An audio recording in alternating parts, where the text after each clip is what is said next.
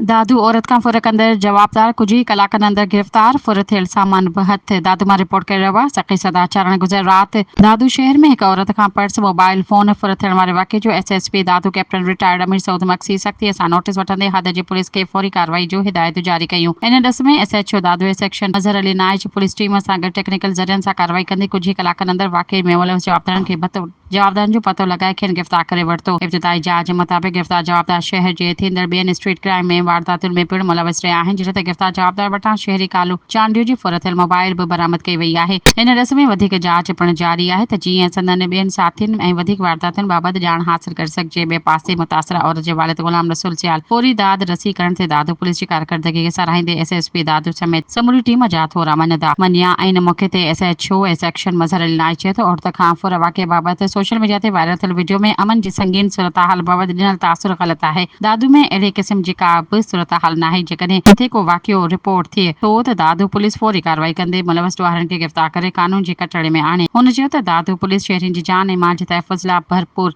Preventive policing crime detection ते मुकमल तौर मुतहरक ऐं ॾींहुं राति मसरूफ़ अमल आहे।